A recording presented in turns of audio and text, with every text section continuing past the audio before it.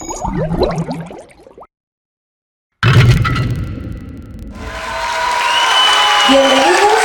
a esta séptima Feria Internacional del Libro de Azcapotzalco. Azcapotzalco en comunidad.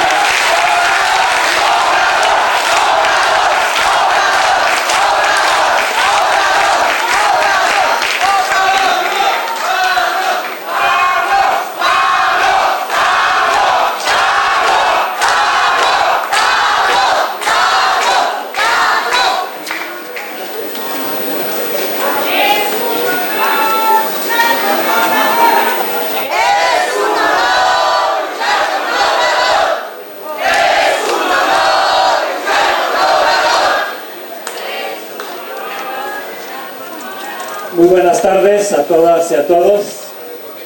Bienvenido a Azcapotzalco, licenciado Andrés Manuel López Obrador.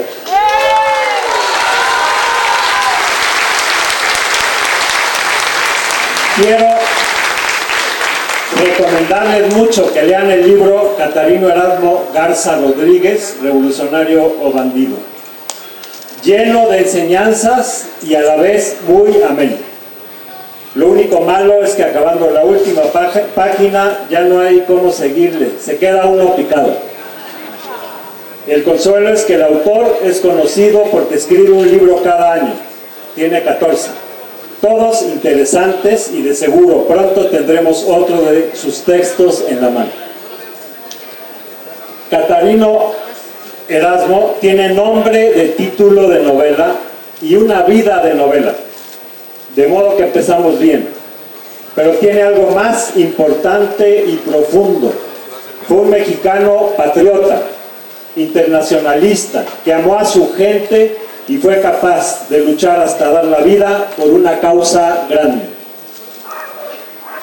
Actualmente vivimos el neoporfirismo y sufrimos el mal gobierno, contra el que se rebeló Catarino Erasmo Garza Rodríguez. Su figura es rescatada por Andrés Manuel López Obrador, quien rompe el mito de la supuesta paz que se vivió durante la dictadura de Díaz, la que masacró a los pueblos yaquis, mayas, mayos y seris. Persiguió y asesinó periodistas y masacró poblaciones enteras como Tomochi. La dictadura que esclavizó y mandó a la muerte a miles de trabajadores e indígenas en Valle Nacional y Yucatán. Hoy, en pleno neoporfirismo, quieren que nos olvidemos de la guerra sucia y la paz de los sepulcros de Porfirio. Catarino Erasmo se levantó en armas en 1892 contra la dictadura entreguista y vendepatrias, que sería derrocada hasta el siguiente siglo. Hoy se promueve la desinformación para enaltecer a los peores reaccionarios y vilipendiar a los héroes, pintando blanco lo negro, como por ejemplo Calderón, en el bicentenario de la independencia, el 15 de septiembre de 2010, en vez de resaltar la figura de Hidalgo, Morelos, Leona Vicario o Gertrudis Bocanegra, mandó construir la estatua monumental del Coloso, que no era otro que Benjamín Argumedo, el asesino y traidor a Madero y a la Revolución Mexicana. Por eso, vale tanto que nuestro autor se dé a la tarea de rescatar la memoria histórica y a héroes olvidados,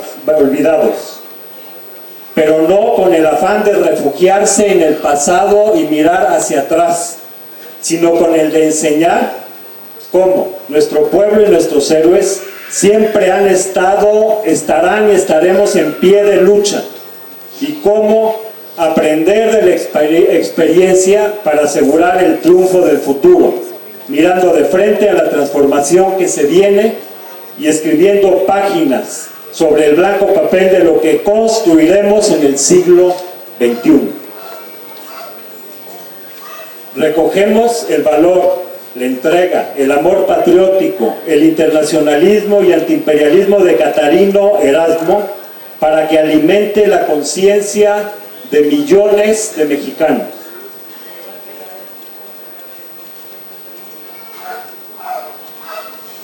para que el sacrificio de nuestro Catarino no sea en vano, sabiendo que si bien un puñado de idealistas que se avienta a dar balazos puede ser aniquilado, no hay fuerza en el mundo que pueda derrotar a millones de mexicanos conscientes y actuantes, y que a veces luchar durante décadas es más sufrido que el jugársela del todo por el todo en una gran aventura. Dar la vida de a poquito en una lucha de muchos años puede rendirle más al pueblo que caer en un martirio rápido. Con este libro, Catarino Erasmo, que murió a los 35 años, sigue viviendo en la mente y el corazón de los mexicanos, porque tuvo la convicción y grandeza de entrar en acción para hacer justicia, de sacrificarse por los demás y oponerse a la dictadura. Pocos mexicanos conocen a Catarino Erasmo, siendo un héroe y un precursor de la revolución. Por eso, agradecemos a Andrés Manuel que rescate su historia para nosotros y darnos el gusto de conocer sus andanzas y sus ideales. El autor de este libro es un maestro, pero sus alumnos y la gente que él forma no caben en un salón, apenas en grandes plazas, y nos enseña que la teoría debe acompañarse de la práctica, que los principios valen más que todo el poder y el dinero del mundo, que México está en puertas de su cuarta gran transformación, que es el amor al pueblo y a la patria el motor de todo, y que la verdadera alegría está en el servicio. Y este maestro nos está convocando a todos y todas el próximo domingo, 26 de junio, a las 11 de la mañana, a marchar del Ángel al Zócalo para apoyar a todos los maestros de México.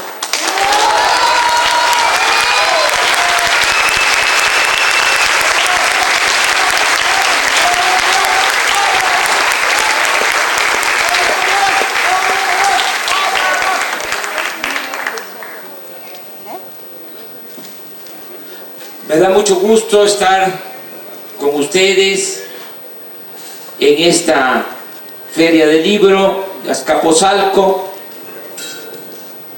promovida bajo este lema: para leer en libertad. Este esfuerzo extraordinario que llevan a cabo un grupo de escritores, intelectuales, encabezados por Paco Ignacio Taibo.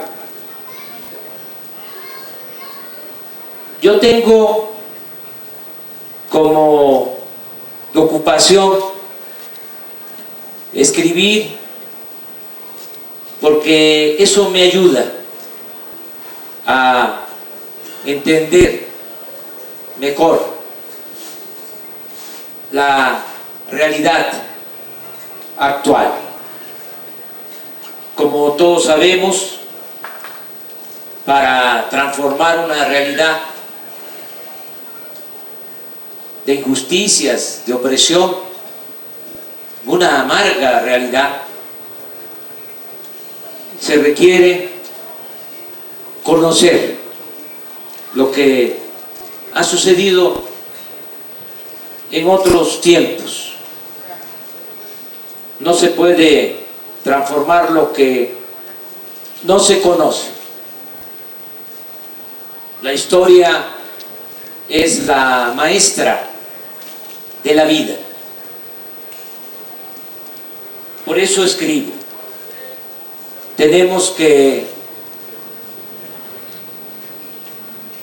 pensar en ubicar nuestro movimiento actual en lo que han sido las grandes transformaciones de México: la independencia, la reforma, la revolución, porque porque nosotros queremos llevar a cabo, como lo repetimos, la cuarta transformación en la historia de México. Este movimiento de millones de mujeres, hombres en todo el país no es por cargos públicos, no es el quítate tú porque quiero yo.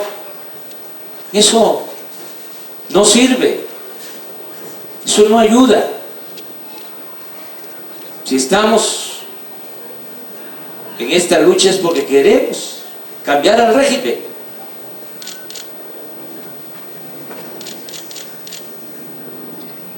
Sustituir este régimen corrupto de injusticias, de privilegios, establecer una auténtica, una verdadera democracia con dimensión social, con justicia. Ese es el objetivo superior. Y repito, se necesita conocer lo que en otros tiempos han llevado a cabo nuestros antepasados y los grandes dirigentes que ha habido en nuestro país. México ha tenido esa fortuna de contar con dirigentes excepcionales. Es muy difícil que en un país se reúnan dirigentes con las convicciones, la rectitud, los principios, el valor cívico de Hidalgo, de Morelos, de Juárez, de Madero, de Villa, de Zapata, del general Lázaro Cárdenas. Valdría la pena comparar con otros países y vamos a llegar a la conclusión que nuestros héroes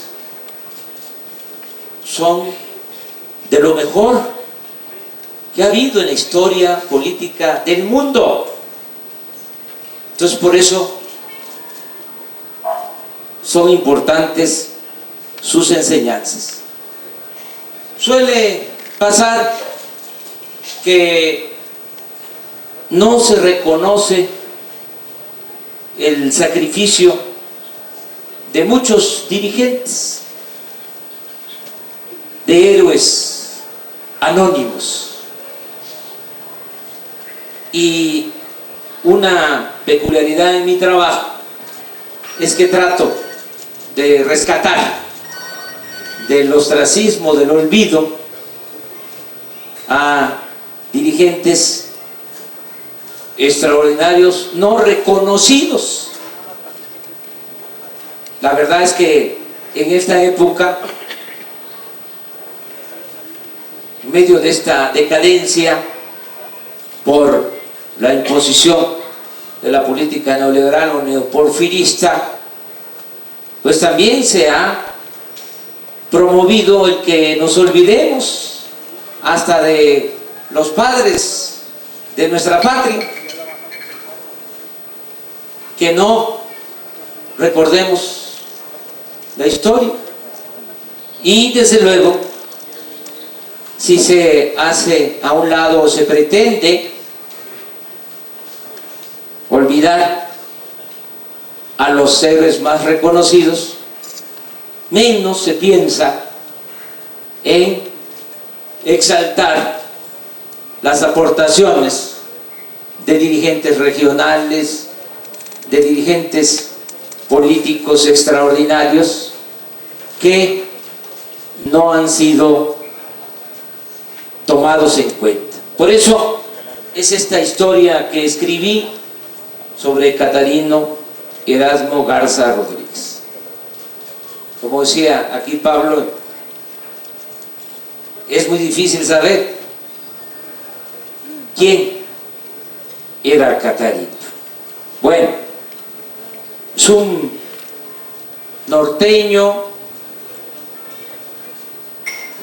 y ese es también lo interesante, que nace en Matamoros en 1859.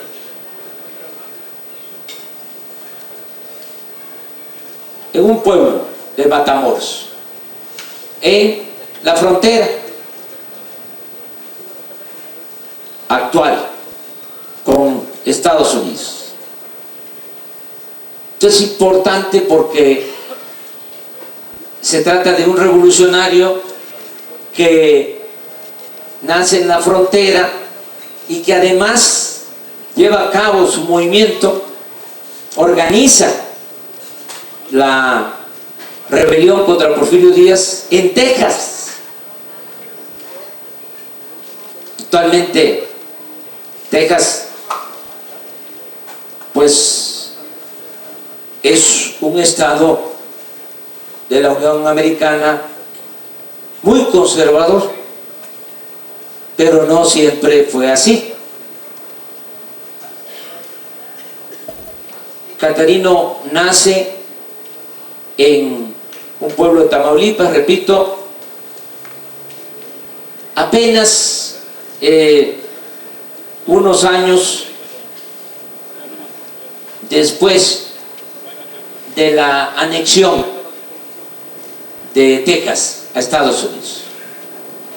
Y también no muy lejos de lo que fue ese gran zarpazo, la intervención estadounidense, la guerra injusta de 1847, en que nos quitan más de la mitad de nuestro territorio. En ese territorio, en ese contexto, es que se da el movimiento de Catarino o sus primeros años en la frontera. Cruza desde joven, a los 18 años, la frontera y se va a vivir a Brosby.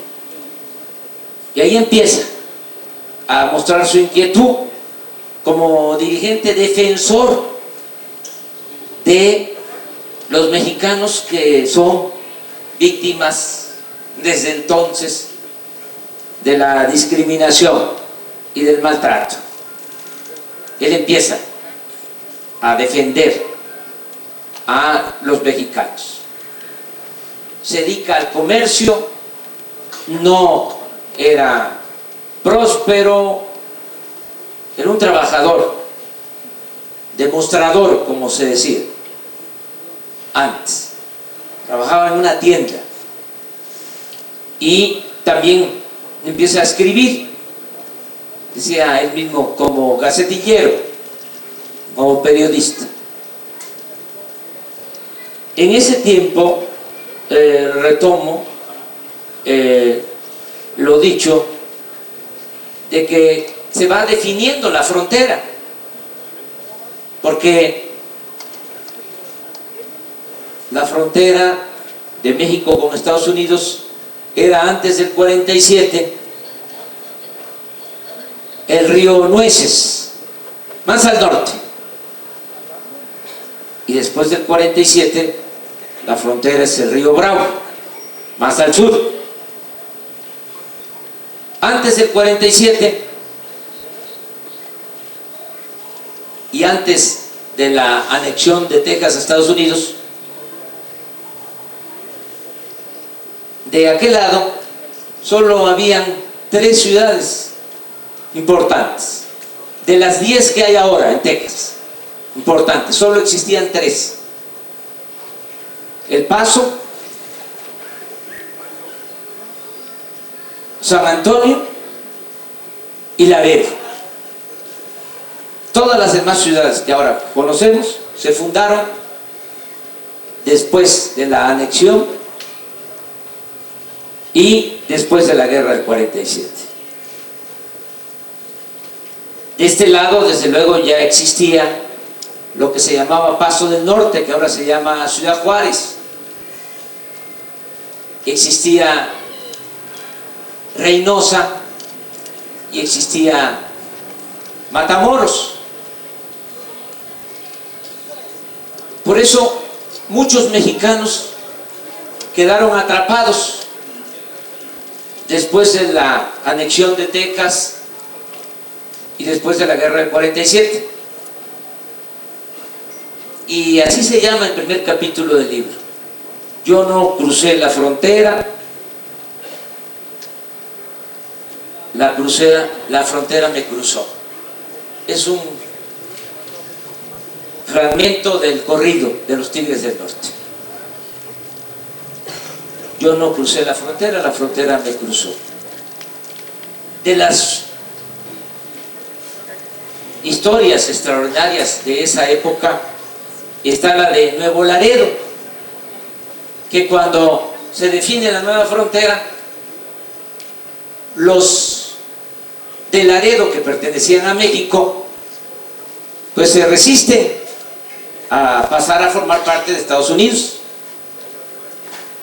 Entonces se hace una consulta, un plebiscito o referéndum, y se vota si querían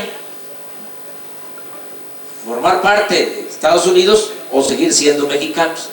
Y la mayoría de los habitantes de Laredo deciden que querían seguir siendo mexicanos, que no aceptaban la frontera del 48. Entonces, a pesar de que se hace la consulta, el gobierno de Estados Unidos no lo acepta y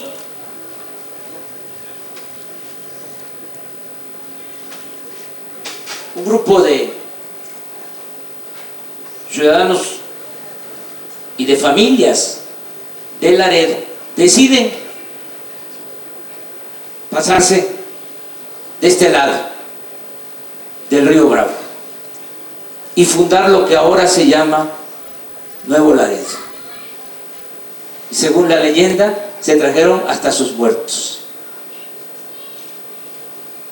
Esto es lo que caracteriza al mexicano que vive en la frontera, porque se tiene la idea errónea de que ellos son pro-estadounidenses y que el nacionalismo está en el centro y en el sur del país. No.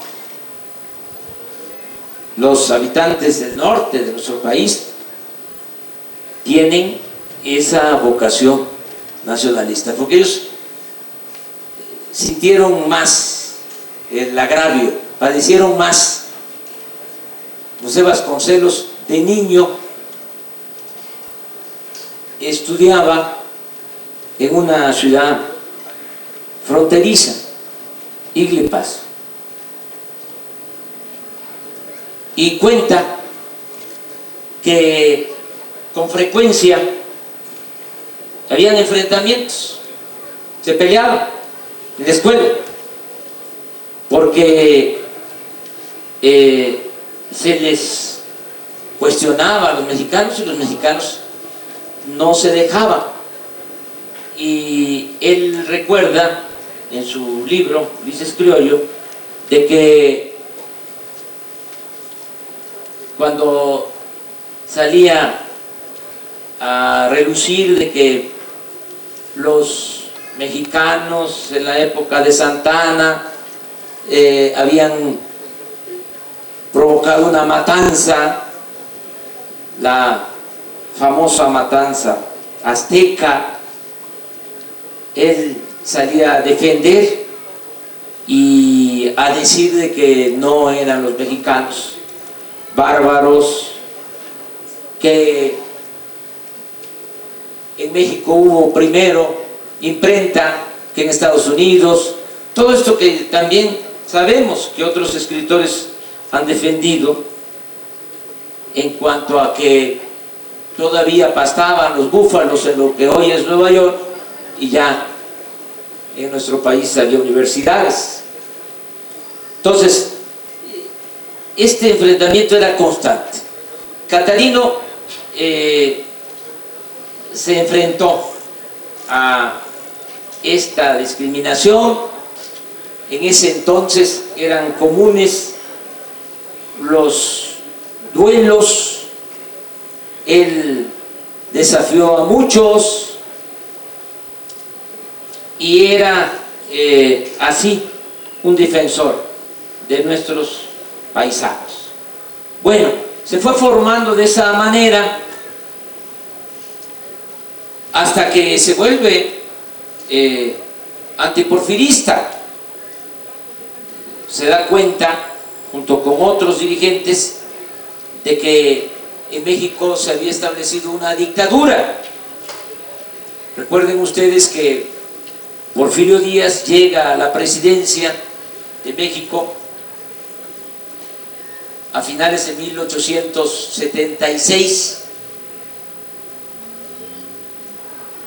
porque con la bandera de la no reelección venía luchando contra Juárez y contra el presidente Lerdo. Y con el presidente Juárez no pudo, porque se rebeló con el plan de la Noria, pero no pudo con Juárez. Como conocemos, falleció el presidente Juárez, lo sustituye legalmente el presidente Lerdo. Hay una segunda elección de Lerdo y se inconforma Porfirio Díaz y lanza su plan de Tuxtepec con la misma bandera de la no reelección. Llega a finales del 76 y se queda hasta 1911, 34 años, el que enarbolaba la bandera de la no reelección. Entonces, ante esto, Catarino se rebela,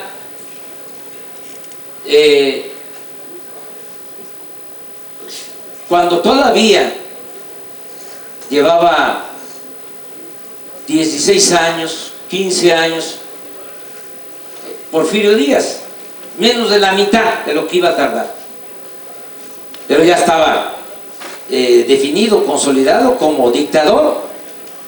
Ya había quitado de la Constitución el principio de la no reelección y había establecido lo que se conoce como el necesariato, de que era importante sobre todo el progreso y hacer a un lado todo lo demás, el respeto a las libertades, la democracia y sobre todo hacer a un lado la justicia, porque él establece un régimen dictatorial para esclavizar al pueblo de México. Ante estas circunstancias, Catarino convoca a tomar las armas para derrocar al régimen porfirista, y lo hace 18 años antes que Madero. Lo hace en 1892, por eso es muy importante. Y su proclama es muy parecida al Plan de San Luis.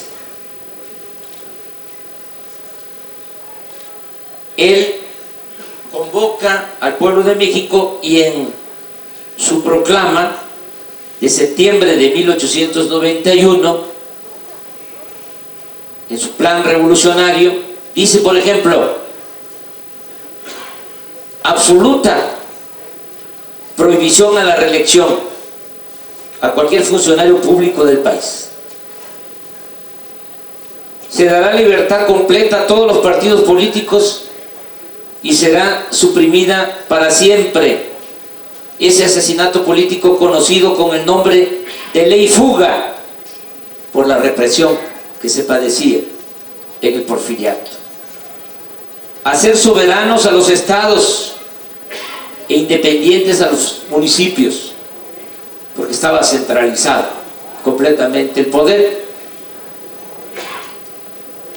Cuando la revolución triunfante y el gobierno estén constituidos, todas las tierras libres serán distribuidas a los mexicanos que deseen cultivarlas, porque había una gran concentración de la tierra en muy pocas manos.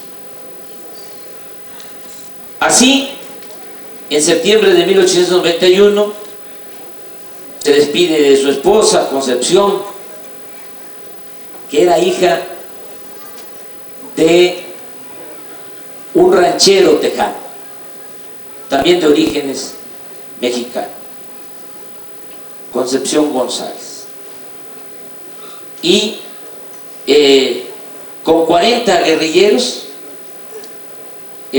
cruza el río Bravo y empieza a enfrentar al ejército porfirista. 4 incursiones a México.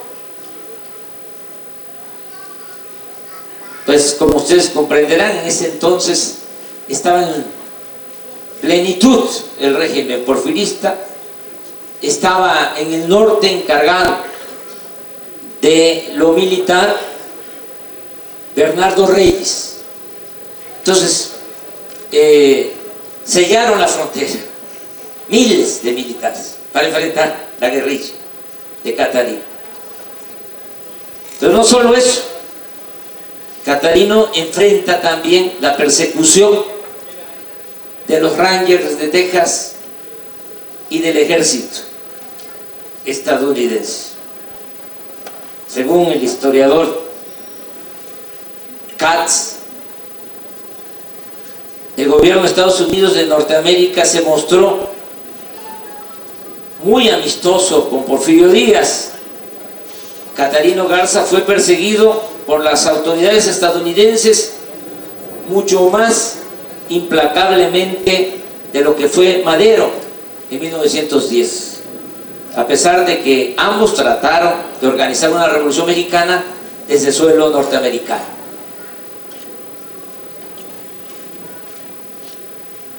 Fueron muchos los soldados estadounidenses que se emplearon en la persecución de Catarino. 1.700 hombres, cuando el ejército norteamericano estaba constituido por 20.000 soldados. De repente desaparece Catarino.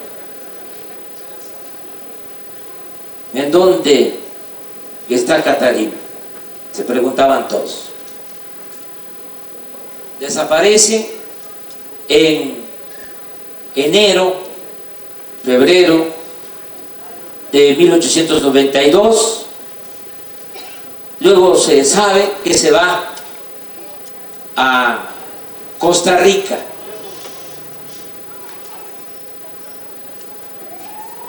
Sale de Texas a Nueva Orleans, de allí embarca a Cayo Hueso,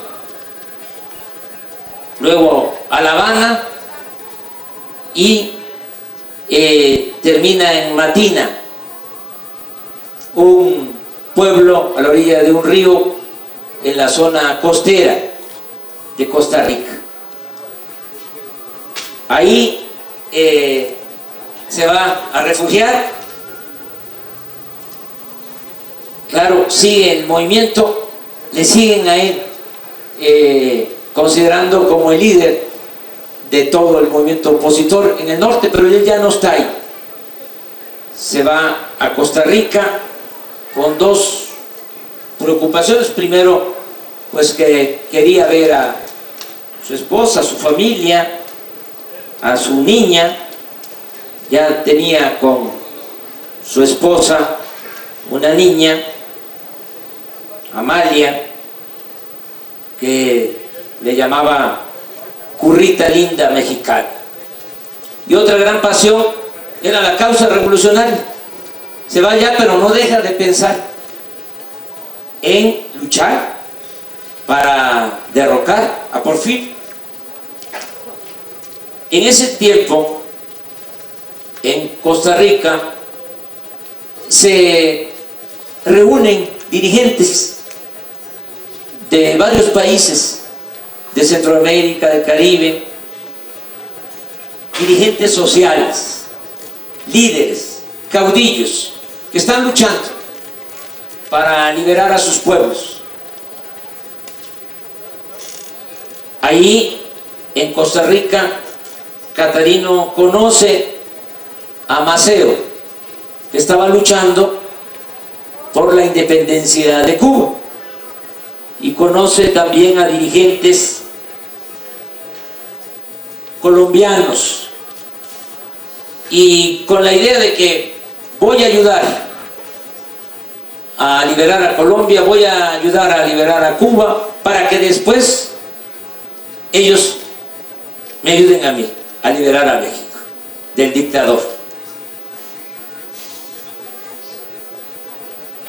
Ahí, entre otros personajes, está el general Uribe de Colombia, que es el personaje que utiliza Gabriel García Márquez para su novela 100 años de soledad.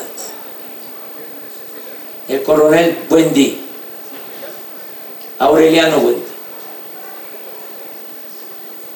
Catarino tiene que decidir entre ir a Cuba, ayudar a la independencia de Cuba, porque era de los pocos reductos, el más importante en América, que quedaba bajo el dominio español, o luchar por la libertad en Colombia en contra de los conservadores. Todavía cuando se descubre que está en Costa Rica, pide Porfirio Díaz su extradición.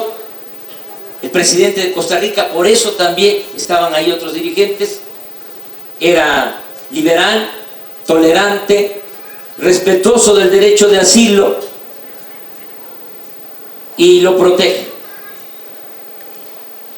Escribe Catarino en septiembre de 1894 en Costa Rica un libro que titula La era de Tuxtepec en México, o sea, Rusia en América. Y le manda el libro a Porfirio con una dedicatoria. Miren lo que le puso al libro. Igual como lo hizo, nada más que 15 años después, y con un tono amable, Madero, que le envió a Porfirio su libro, La sucesión presidencial.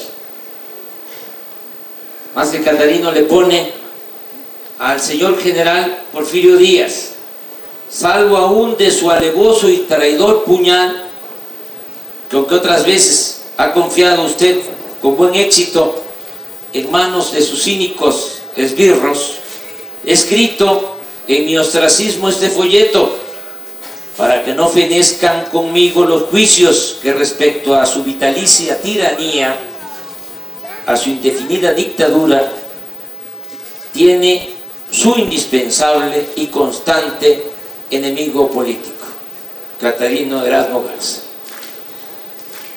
¿Qué pasa? Bueno, decide irse a luchar con los colombianos y organiza una expedición para tomar el puerto de Bocas del Toro, Panamá. En ese entonces todavía Panamá pertenecía a Colombia. No se había creado la República de Panamá, porque precisamente en ese entonces estaban dando movimientos para defender la unidad de Colombia y que no se dividiera como lo buscaban, lo promovieron incluso los estadounidenses por el canal de Panamá. Entonces, Catarino se convierte en un combatiente internacionalista y decide ir a luchar a Colombia, y la primer responsabilidad es tomar el cuartel de Bocas del Toro,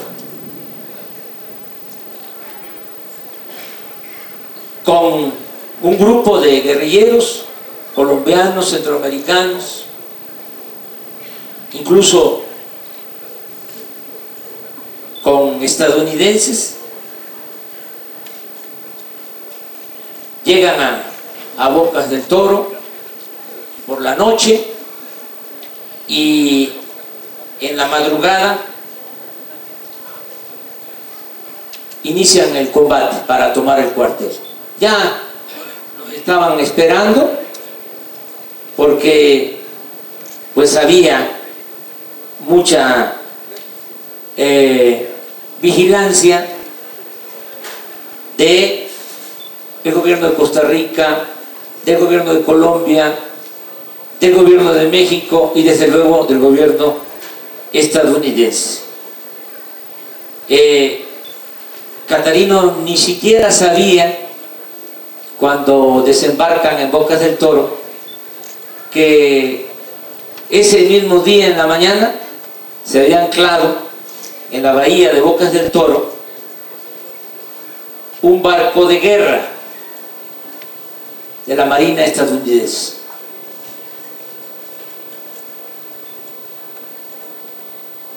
Con 300 marinos, el Atlanta.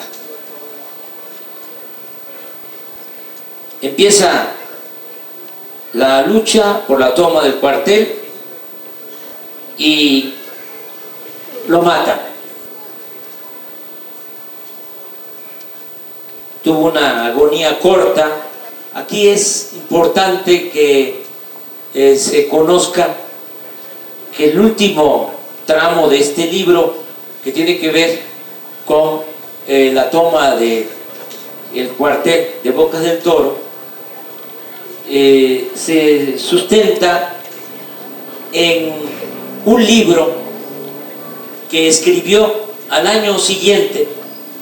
La toma del cuartel es 1895 y en 1896 sale publicado un libro del comandante del puerto de Bocas del Toro, que era en realidad un agente conservador, que fue el encargado de preparar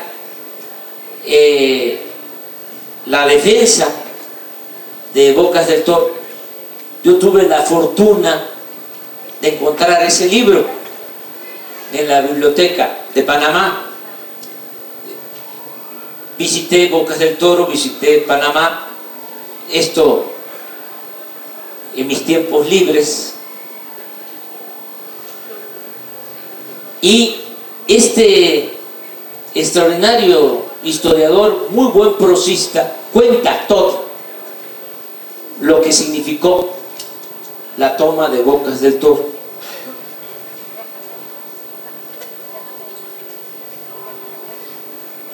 Y muy contrario a lo que decían de que era un bandido, ya ven cómo a todos los que luchan por la liberación de los pueblos, a los que luchan por la justicia, a los que luchan por la democracia, pues al que le va mejor lo tratan de loco,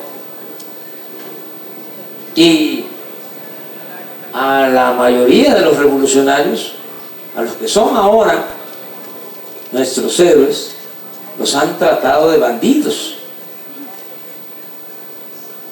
Entonces ese era el trato que se le daba a Catarino. Por eso el libro se llama revolucionario o bandido. Vamos aclarando sobre esto. Este historiador cuenta que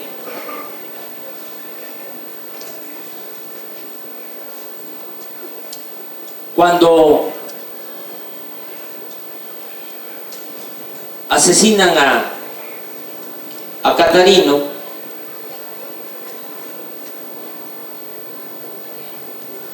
iba con otro dirigente colombiano, escritor también, Pereira,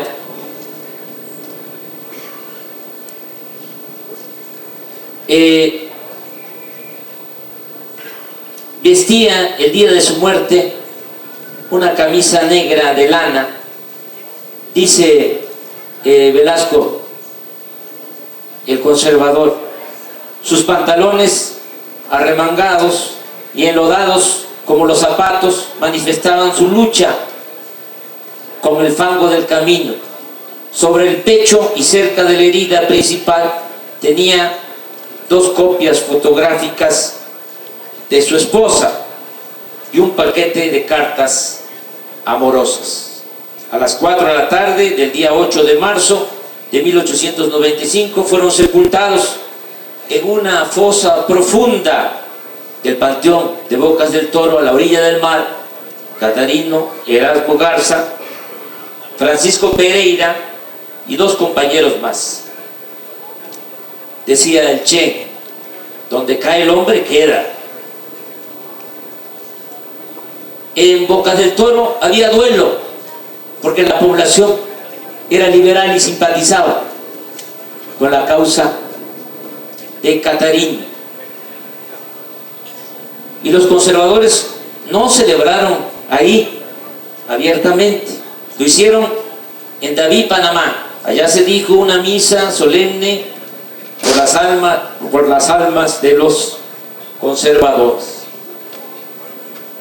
La información del asesinato de Catarino se abrió paso y llegó a todas las islas y puertos.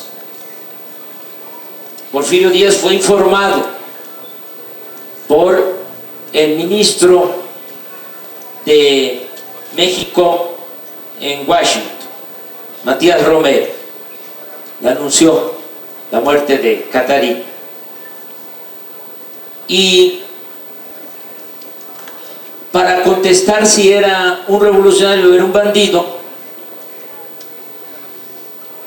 es importante, independientemente de lo que se pueda deducir del libro y de su vida pública, lo que deja como testimonio Donaldo Velasco, el conservador que escribió el libro sobre Catarino. En su texto, este importante protagonista y testigo de los últimos acontecimientos no pudo ocultar su profunda admiración por Catarino.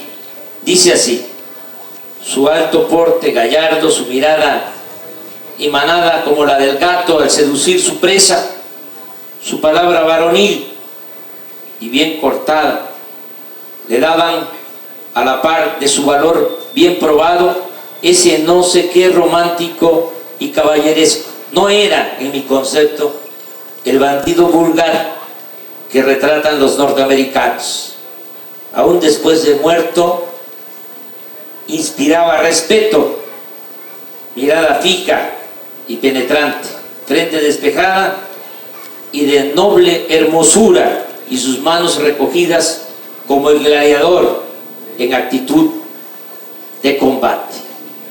Esta historia no podría terminar, yo ya voy a acabar, sin esclarecer que aún tomando el cuartel de Bocas del Toro, Catarino estaba emplazado a vencer a un enemigo todavía más poderoso. Como hemos dicho, a la entrada de la bahía lo esperaba con sus cañones el Atlanta, imponente barco de guerra, un casco de acero de 96 metros, de eslora y 284 marinos de la Armada gringa. Todo este poderío para perseguir y aniquilar, valga la paradoja, a Catarino. Le decían el filibustero. Eran los tiempos en que los estadounidenses habían decidido convertirse en dueños del continente y aplicaban la doctrina Monroe, América para los americanos. Definían su espacio físico vital para luego emprender la conquista del mundo. Estaban en su apogeo las anexiones, las independencias a modo, la creación de nuevos países, los estados libres asociados, los protectorados, las bases militares, los desembarcos e invasiones para poner y quitar gobiernos a su antojo. No sabemos si por la falsedad del comandante o por la decisión del mando supremo en Washington, pues los tripulantes del Atlanta no tuvieron necesidad de intervenir. La Armada de Estados Unidos certificó que se había realizado un desembarco en Bocas del Toro, Colombia, el 8 de marzo de 1895 para proteger vidas norteamericanas y propiedades amenazadas por una revuelta del Partido Liberal y de la actividad de filibusteros. Inclusive los marineros recibieron medalla de reconocimiento por la mencionada expedición naval. Pero Catarino, como otros revolucionarios, sin medir el tamaño del adversario, luchaba con la fortaleza de las convicciones que lo acompañaron siempre, para, como él mismo decía, morir con gloria o vencer con heroísmo. En un recuento somero y en homenaje a estos hombres de ideales revolucionarios, el mismo año que murieron Catarino y Pereira, dejó de existir José Martí. A Maceo lo asesinaron en 1896. A Rosas, un caudillo colombiano, en 1901. Poco después en México ofrecieron su vida por la justicia y la democracia Francisco I. Madero, Emiliano Zapata, Francisco Villa y Ricardo Flores Magón. También en nuestro país, en 1929 fue asesinado el líder cubano independentista Julio Antonio Mella. En 1934 fue traicionado y ultimado en Managua Augusto César Sandino, el general de Hombres Libres. En 1948 hicieron lo mismo en Bogotá con el político liberal colombiano José Eliezer Gaitán. En tiempos más cercanos fueron víctimas del conservadurismo y de la arrogancia hegemónica el insigne guerrillero Ernesto Che Guevara en 1967 y el más demócrata de los políticos latinoamericanos, Salvador Allende, 1973, así como muchos héroes anónimos olvidados, pero benditos, y otros que seguirán surgiendo porque la lucha por la dignidad y la libertad de los pueblos es una historia sin fin. Este es el libro. Gracias.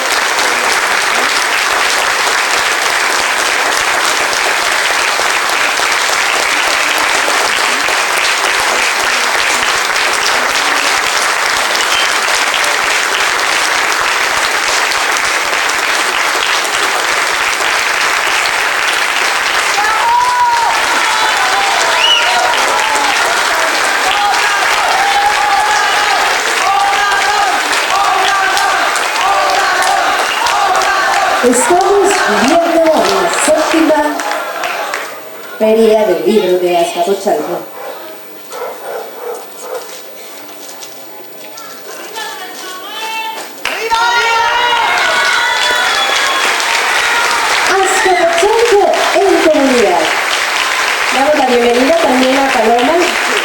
de Brigada para Leer en Libertad, para otorgarle el siguiente reconocimiento de los libros que se han otorgado en esta 7ª Feria del Libro de Azcapotzalco.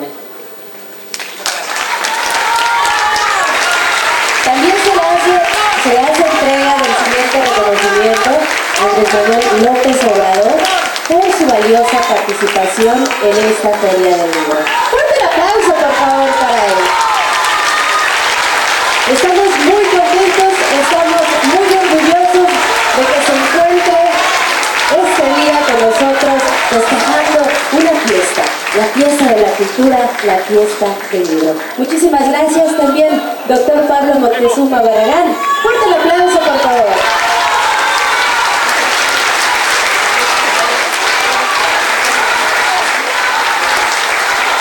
Grandes sorpresas, ellos se despiden de cada uno de ustedes, se van muy contentos. Estamos en verdad viviendo momentos muy emocionantes, estamos muy contentos. Les pedimos por favor nos acompañen y se queden en sus lugares porque todavía hay más sorpresas en este escenario. Les recordamos que la feria termina hasta el próximo 19 de junio, que es domingo.